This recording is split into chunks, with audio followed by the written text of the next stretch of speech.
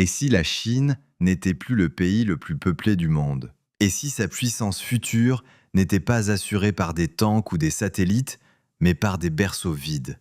Un chiffre fait trembler les économistes. 1,41, puis 1,39, puis 1,37. Le déclin est amorcé.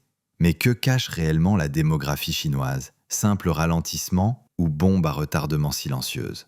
Pendant des décennies, la Chine a été perçue comme une masse humaine inarrêtable. 1 milliard d'individus, des villes gigantesques, des usines tournant jour et nuit. Mais cette image est en train de s'effriter. Depuis 2023, l'Inde a officiellement dépassé la Chine en nombre d'habitants. Et ce n'est que le début. En réalité, la Chine fait aujourd'hui face à une crise démographique d'une ampleur inédite.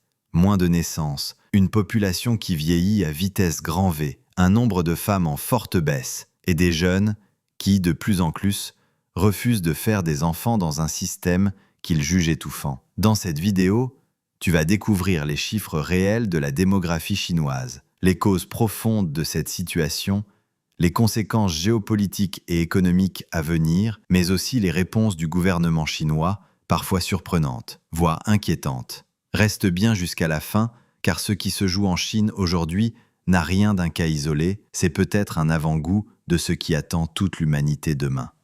La Chine a été synonyme de démesure démographique.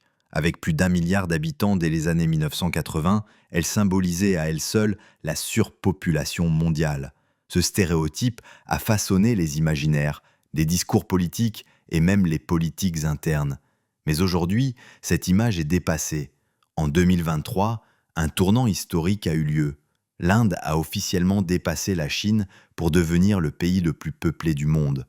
Le Bureau national des statistiques chinois a confirmé une baisse de la population pour la première fois depuis 1961, marquant la fin d'une époque. Ce n'est pas une baisse ponctuelle, c'est le début d'un déclin durable. Pourquoi? La réponse tient en quelques chiffres. En 2022, seulement 9,56 millions de naissances ont été enregistrées. C'est le chiffre le plus bas depuis la fondation de la République populaire en 1949. Dans le même temps, plus de 10 millions de décès ont été comptabilisés. Le solde est donc négatif et la tendance ne fait que s'aggraver. En parallèle, le taux de fécondité est dramatiquement bas. Il est tombé à 1,09 enfants par femme selon les dernières données indépendantes, bien en dessous du seuil de renouvellement de 2,1. Pour comparaison, le Japon et la Corée du Sud, déjà en crise démographique, tournent autour de 1,3. La Chine est donc dans une situation critique, et ce malgré la fin de la politique de l'enfant unique en 2016. Il ne s'agit plus de gérer une explosion démographique, mais d'anticiper un effondrement silencieux.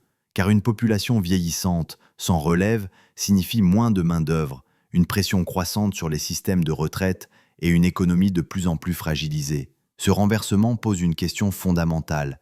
Comment un pays qui a tout misé sur la croissance de masse peut-il s'adapter à une société qui se rétracte? C'est un bouleversement aussi profond que discret, et pourtant, il va redessiner la carte du monde dans les décennies à venir.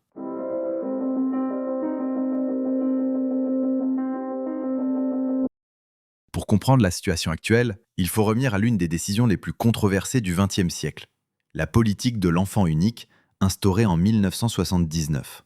À l'époque, les autorités chinoises redoutaient un emballement démographique qui mettrait en péril le développement économique du pays.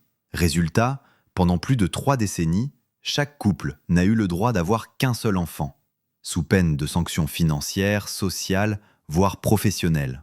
Cette politique a permis de ralentir la croissance de la population, mais à un coût humain et social immense. Des millions d'avortements forcés, des infanticides ciblant surtout les filles et une distorsion majeure dans la répartition hommes-femmes.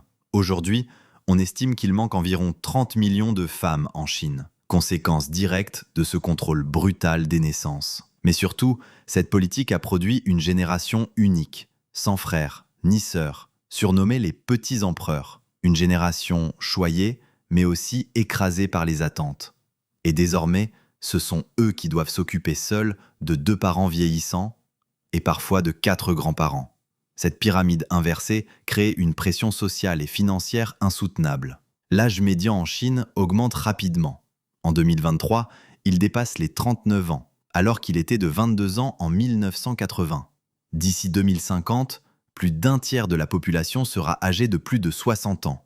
Le nombre de personnes en âge de travailler est en chute libre. En 2010, ils représentaient encore 70% de la population. En 2023, ils ne sont plus que 62%, et cette part continuera de baisser. Ce vieillissement accéléré entraîne une crise des retraites, une explosion des coûts de santé et une baisse de la productivité. La Chine commence déjà à manquer de bras dans certains secteurs clés comme la construction ou l'électronique. Le gouvernement tente bien de prolonger l'âge de départ à la retraite, mais cela ne suffit pas à inverser la tendance. En résumé, ce que la Chine a gagné en contrôle démographique, elle le paie aujourd'hui par un déséquilibre profond et durable.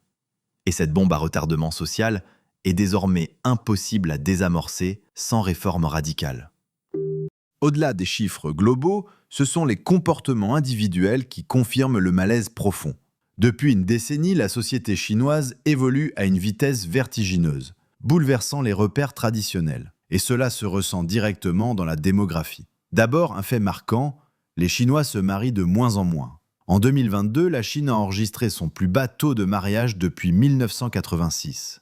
Les jeunes générations repoussent le mariage, voire le rejettent complètement. En cause, le coût de la vie, le stress social, la pression familiale et surtout une perte de confiance dans l'avenir. Or en Chine, l'enfant reste fortement associé au mariage. Pas de mariage, pas d'enfant. Ensuite, il y a la question des femmes. Les femmes chinoises, de plus en plus éduquées, de plus en plus autonomes, ne veulent plus sacrifier leur carrière et leur liberté à une vie familiale subie. Résultat, un nombre croissant d'entre elles choisissent de ne pas avoir d'enfants. Certaines militent même pour ce qu'elles appellent le Child-Free Movement, un phénomène qui inquiète fortement les autorités. Ajoutons à cela les déséquilibres géographiques, les campagnes se vident, les mégapoles explosent. Des millions de jeunes quittent leur région d'origine pour tenter leur chance à Shanghai, Pékin ou Shenzhen. Mais la vie y est dure, logement hors de prix, pression professionnelle immense, solitude, et encore une fois, cela dissuade les jeunes couples de fonder une famille. Enfin, un phénomène tabou, les mariages fantômes ou les enfants fictifs déclarés pour contourner les quotas, parfois révélés par les enquêtes démographiques récentes. Ces pratiques montrent à quel point le rapport au nombre d'enfants a été faussé par des décennies de contrôle autoritaire. Résultat, malgré l'abandon de la politique de l'enfant unique en 2016 et la promotion du troisième enfant depuis 2021, rien n'y fait. Les incitations financières, les campagnes médiatiques, les congés maternité allongés, tout cela échoue à relancer la natalité. La Chine entre donc dans une ère nouvelle, une société urbaine, vieillissante, individualisée, où la famille traditionnelle perd du terrain. Ce glissement sociétal est aussi profond que silencieux, et ses conséquences seront durables.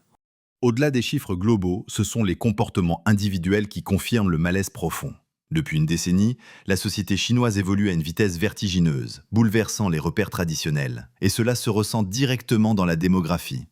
D'abord, un fait marquant, les Chinois se marient de moins en moins. En 2022, la Chine a enregistré son plus bas taux de mariage depuis 1986. Les jeunes générations repoussent le mariage, voire le rejettent complètement. En cause, le coût de la vie, le stress social, la pression familiale et surtout, une perte de confiance dans l'avenir. Or, en Chine, l'enfant reste fortement associé au mariage. Pas de mariage, pas d'enfant. Ensuite, il y a la question des femmes. Les femmes chinoises, de plus en plus éduquées, de plus en plus autonomes, ne veulent plus sacrifier leur carrière et leur liberté à une vie familiale subie. Résultat, un nombre croissant d'entre elles choisissent de ne pas avoir d'enfants. Certaines militent même pour ce qu'elles appellent le Child-Free Movement, un phénomène qui inquiète fortement les autorités. Ajoutons à cela les déséquilibres géographiques. Les campagnes se vident, les mégapoles explosent. Des millions de jeunes quittent leur région d'origine pour tenter leur chance à Shanghai, Pékin ou Shenzhen. Mais la vie y est dure. Logement hors de prix, pression professionnelle immense, solitude. Et encore une fois, cela dissuade les jeunes couples de fonder une famille. Enfin, un phénomène tabou, les mariages fantômes ou les enfants fictifs déclarés pour contourner les quotas, parfois révélés par les enquêtes démographiques récentes. Ces pratiques montrent à quel point le rapport au nombre d'enfants a été faussé par des décennies de contrôle autoritaire. Résultat, malgré l'abandon de la politique de l'enfant unique en 2016 et la promotion du troisième enfant depuis 2021, rien n'y fait. Les incitations financières, les campagnes médiatiques, les congés maternité allongés, tout cela échoue à relancer la natalité. La Chine entre donc dans une ère nouvelle, une société urbaine, vieillissante, individualisée, où la famille traditionnelle perd du terrain. Ce glissement sociétal est aussi profond que silencieux, et ses conséquences seront durables.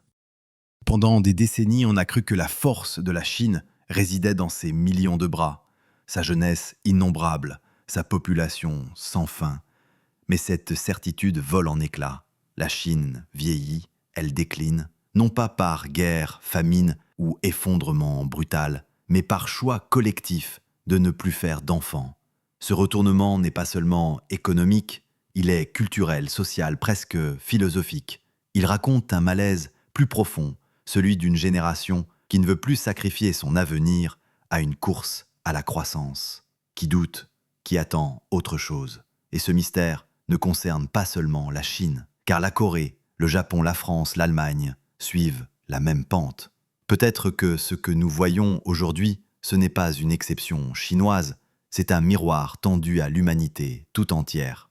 Si tu as appris quelque chose aujourd'hui, pense à t'abonner, à liker la vidéo et surtout à partager, car ce genre de sujet peu traité mérite d'être vu et débattu.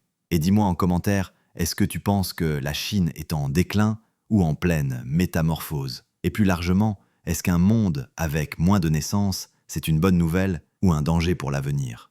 On se retrouve très vite pour une prochaine plongée dans les vérités cachées de notre monde.